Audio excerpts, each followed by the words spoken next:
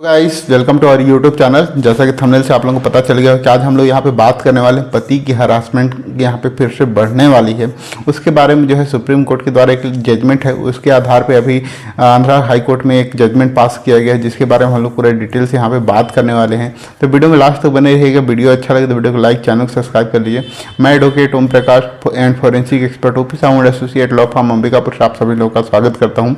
अगर आप लोगों की कोई भी कानूनी समस्या है और आप लोग मेरे थ्रू पर्सनली कंसल्ट करना चाहते हैं तो डिस्क्रिप्शन बॉक्स में व्हाट्सअप नंबर दिया हुआ है, जिसके थ्रू आप लोग अपॉइंटमेंट बुक कराते हुए मेरे से बात कर सकते हैं। तो चलिए शुरू करते हैं।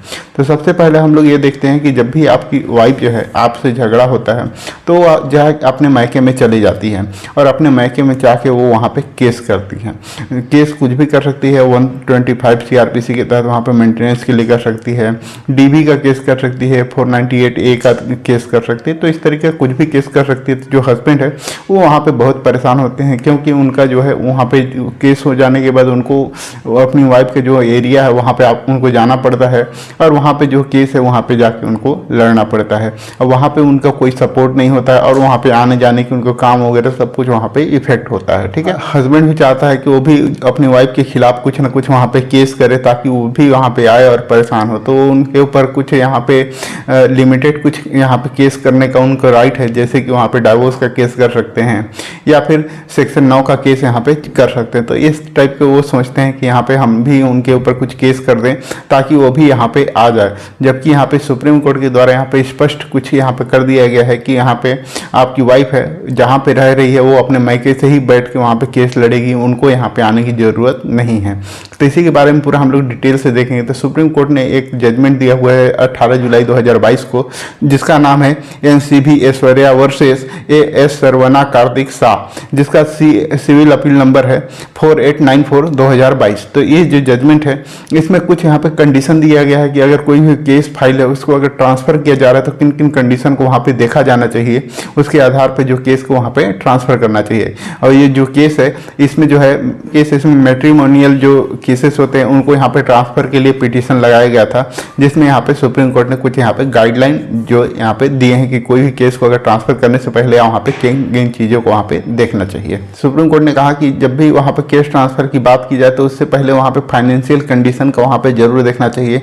वहाँ पे फाइनेंशियल कंडीशन जो है वो इंडिविजुअल देखा जाने कि हस्बैंड का वहाँ पे फाइनेंशियल कंडीशन क्या है, वाइफ का फाइनेंशियल कंडीशन क्या है, उसके बाद ही वहाँ पे केस ट्रांसफ़र करना चाहिए। उसके बाद दूसरा पॉइंट यहाँ पे बताया कि पति पत्नी के वहाँ पे सोशल स्टेटस को वहाँ पे देखना चाहिए और जो है ये भी आपको इंडिविजुअल देखना चाहिए कि वो कौन से क्लास से बिलोंग करते हैं, मिडिल क्लास से करते हैं, अपर क्लास से करते हैं या फिर वहाँ पे लोअर क्लास से करते हैं। उसके आधार पे ही वहाँ पे केस को ट्रांसफ़र किया जाना चाहिए। बिहेवियर पैटर्न को भी वहाँ पे आपका एनालिसिस करना है कि जो हस्बैंड और वाइफ हैं उनका जो है बाकी सोशल और अन्य लोगों के साथ उनका बिहेवियर पैटर्न कैसा है, उसके आधार पर ही केस को ट्रांसफ़र किया जाना चाहिए। उनको आजीविका को लेकर उनका इनकम के लिए उनको किन परिस्थितियों से होकर गुजरना पड़ता है, इसको भी यहाँ पे ध्यान देना चाहिए। वो भी है जो है हस्बैंड वाइफ दोनों का इंडिविजुअल वहाँ पे देखना चाहिए, उसके आधार पर वहाँ पे डिसाइड किया जाना चाहिए। यहाँ पे एक और सबसे महत्वपूर्ण यहाँ पे कहा कि अगर कोई भी जो मैट्रिमोनियल डिस्प्यूट है दोनों के बीच में अगर केसेस चल रहा है जो कि 2 या 2 से अधिक वहाँ पे केसेस है, तो उस कंडीशन में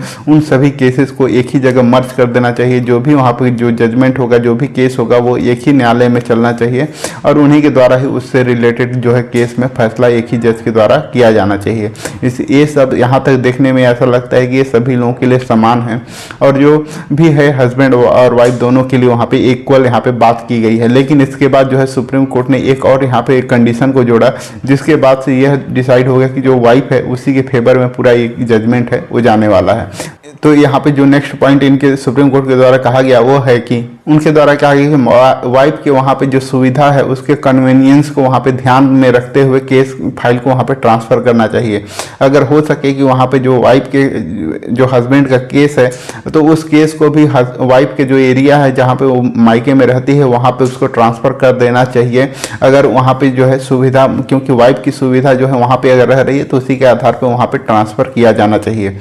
आंध्रा हाई कोर्ट में एक यहाँ पे अभी अभी इसी जजमेंट का रेफरेंस देके एक जजमेंट दिया गया है, जिसमें वाइफ के जो है अपने मायके में चली गई और वहाँ पे जाने के बाद उनके द्वारा 498 और सेक्शन 9 का वहाँ पे केस दायर किया गया। उसके बाद जो हस्बैंड है उनके द्वारा डाइवोर्स का केस अपने घर के पास वहाँ पे दायर किया गया अपने एरिया में।